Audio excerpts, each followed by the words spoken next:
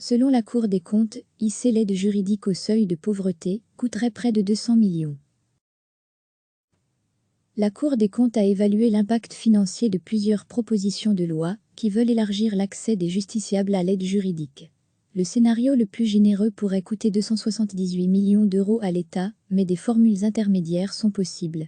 Des textes ont été déposés sous la forme de propositions et d'amendements par les écologistes, le PS et le PTB. Ils visent à relever les plafonds de revenus, qui conditionnent l'aide juridique totalement ou partiellement gratuite, et à supprimer la contribution forfaitaire pour les bénéficiaires de l'aide.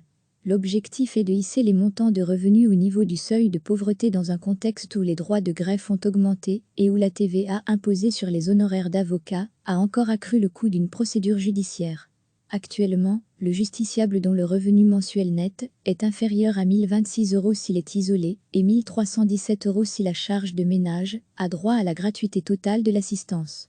La gratuité est partielle si le revenu se situe entre 1 026 € et 1 317 €, isolé, ou entre 1 317 et 1 607 €, charge de ménage. Ces conditions sont trop sévères pour garantir l'accessibilité de la justice aux personnes qui disposent de revenus plus faibles.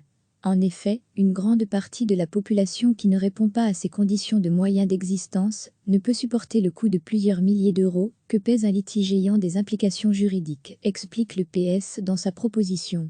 Bon nombre de justiciables sont exclus de toute aide car, tout en n'ayant pas les moyens financiers pour mener leur procédure judiciaire, ils sont toutefois considérés comme trop riches pour pouvoir bénéficier d'une aide, soulignent les écologistes. Le PTB, qui a procédé par la voie d'amendement, propose le régime le plus généreux. Pour un chargé de ménage, le seuil passerait ainsi à 2 341 €.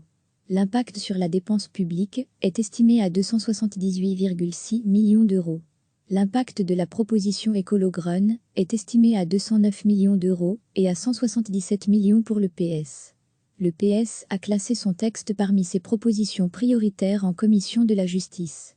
Pour éviter un rejet trop facile pour des raisons budgétaires, le député Khalil Awasti a également demandé l'évaluation de pistes intermédiaires, plus modestes. L'impact varie entre 41 millions et 146 millions. Les dépenses de l'aide juridique s'élevaient l'an dernier à 106 millions d'euros.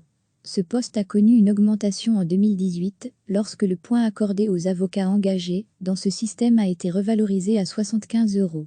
Recevez chaque matin l'essentiel de l'actualité. Cliquez sur s'abonner pour recevoir les dernières nouvelles.